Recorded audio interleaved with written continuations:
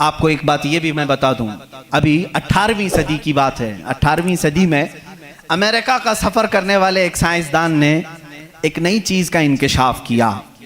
Atlantic ocean में या समंदर के एक हिस्से में एक ऐसी जगह है जो बिल्कुल ही डार्क है, डार्क स्पेस उसको कहते हैं, यानी वहां रोशनी बिल्कुल नहीं, सूरज की एक किरण भी वहां नहीं आती, इतना वहां पर, इतनी वहां तारीकी है। ये कब?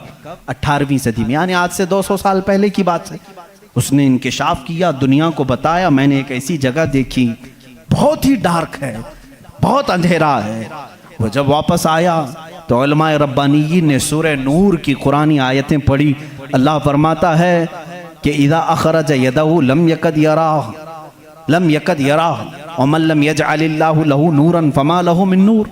अल्लाह फरमाता है हमने कायनात में एक ऐसी जगह रखी है कि उस पर अंधेरियों पर अंधेरियां हैं, अगर तुम हाथ भी निकालोगे तो हाथ भी नजर नहीं आएगा, हाथ भी नजर नहीं आएगा। ये कहाँ का?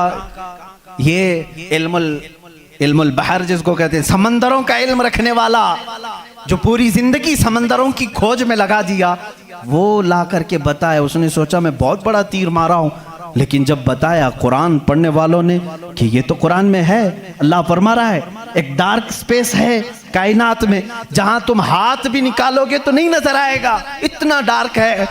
वो सटपटा गया, परेशान हुआ, मैं इसकी तहकीक करूंगा। ये कुरान में आई कैसे बात? सबसे पहला दुनिया का मैं इंकशाफ करने वाला हूं, मैं इसको सबको बताने वाला पहला फर्स्ट आदमी मैं हूं।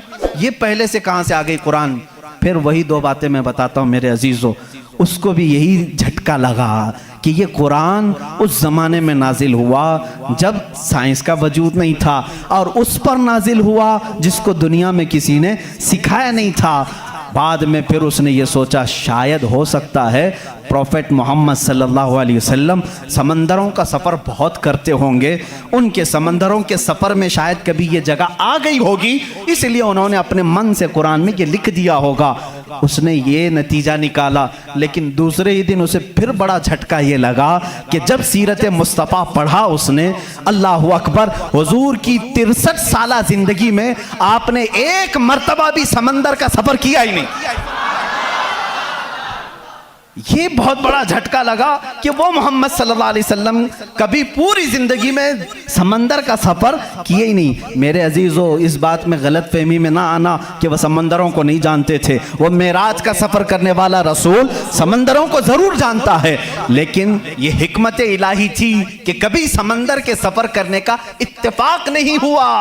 अब उसे झटके भर झटका ये लगा जो कभी समंदर को गया ही नहीं, वो अगर अटलांटिक ओशियन में मौजूद डार्क स्पेस को बताता है तो जरूर वो अपने पेट से नहीं बता रहा है, वही उसको बताया होगा जिसने डार्क स्पेस बनाया है। यही अल्लाह रब्बुल इज्जत के वहदानियत की निशानियां हैं, उसके वजूद की निशानियां हैं। कुरान पढ़ो, इसमें बहुत सारी चीजें